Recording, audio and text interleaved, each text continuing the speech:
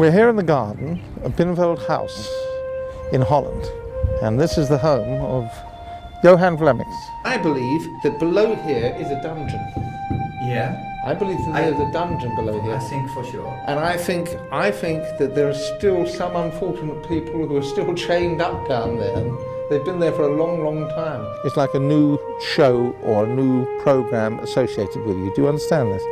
To be honest with you, Johan, I know nothing about you whatsoever. I have all the papers in my car. I have Monday an appointment for a new TV show. Okay. All the papers in my car. Okay. Well, tell me, on this stairway here, do you ever get the feeling of being pushed? Always. Yeah, because I could feel this German officer. It was like, what is this doing? Yeah, I was here and...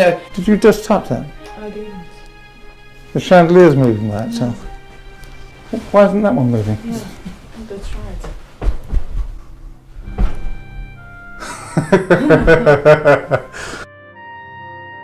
What I got somebody talking here about tunnels going from here, and they seem to go out towards the port. Do you understand that? Out to the seafront. Yeah. Out to the seafront. And then we're transported, you see. Do you understand? But I don't know. And this priest, whenever there was misery, and he would try to impose on their mind and give them some peace. A very, very noble man, this. There's somebody who haunts this stairwell here.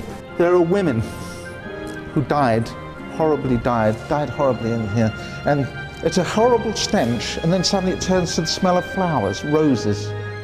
He's in visitation, he's telling me he was hung. And I've got a lady, and she's screaming, "You're taking me from my children." But there was nothing he could do.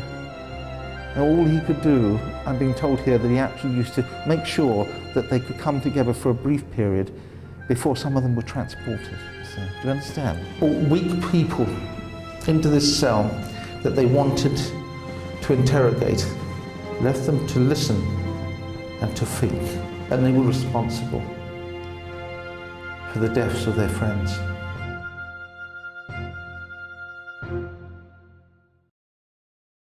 It was an amazing night, absolutely fantastic night. Wow. Wow was the whole night.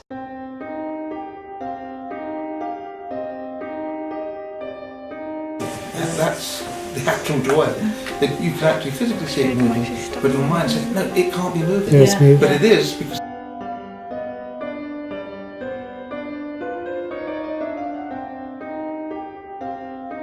You can feel the pressure when you feel it moving as well, Yeah. as well as seeing it. Yeah.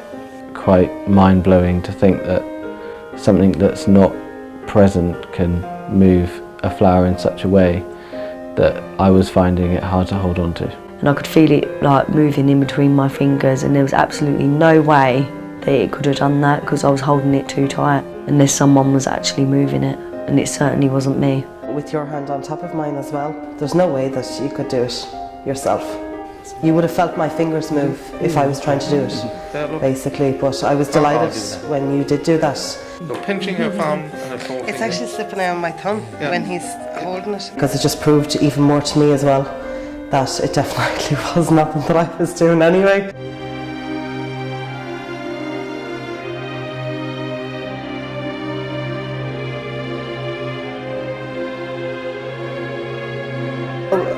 My imagination. So we've both seen it. So you understand. Quite literally, I've got a piano playing here. There was a piano here. And this woman is standing right here. French style. She has her hair up. The grandson was married to the granddaughter of King Louis. I have this small boy. He can't be any more than 10 years of age. Take this boy into the light. Oh, can you see them? They're moving. Yeah, you can see it move. She twisted between your fingers as well. Just pulled your finger. And you could feel it being pulled. It's like literally one of the most insane things I think I've ever seen. The flower was growing in my hand. That's got bigger within like, how long has this been, 30 seconds? So obviously something's moving it, so you don't know what's up there really, do you? How would it spin round when he's holding it tight? And he even said, hold on to my hand. I hold on to his hand, and he was like, look, it's spinning round. You could see all of our energy in our hands, felt around the top of her head, and you could actually get the sense of the feeling of it. Would you say this is real? Most definitely, yes. Yeah, it's not an illusion. No. Putting your hands on her shoulders, you could get the sense of her whole body on this person's shoulders. After this, it must be something afterlife. Yeah, that's because you're putting your hand in the spirit of this boy. Genuine enlightenment. I experienced it, I saw it, and I really can't argue with that. Either you believe it or you don't. It's definitely not what I thought that the film will glamorise ghosts as being. It's actually quite a beautiful thing that someone that has passed can actually get in contact with you and you can help them in a way. It's like if there was a trail of light coming out of my hand. And you know, to know that they're not making it up, it's quite unbelievable. I saw my brother's face on his face. There's an illusion with this. It was definitely my brother's face. There was hands in between ours, which was quite strange. Supernatural. It shouldn't have been there, but it was. 100% it was real, on my life. It makes me happy at the moment, and I hope it keeps within myself that sort of happiness I feel now, and I'm sure I will look more about the good things now that happened in the castle and about the good situations I feel, and not just look after the bad ones. It has its dark dimensions, but also it has its light ones. I'm so glad you tell me about the light things going on here in the castle. Yeah. Thank you very much for the tour.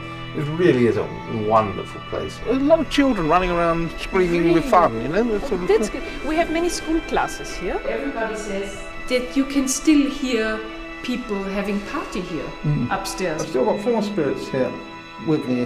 One is called Jim. And it seemed as if he was almost getting annoyed at me at this stage, because you could hear him say, "My name is Jim." Why am I saying horses, very top quality horses, and they had one that was very, very important, but it broke its leg. There was one famous horse on the Rennbahn, you know, he was a racing horse. Racing horses.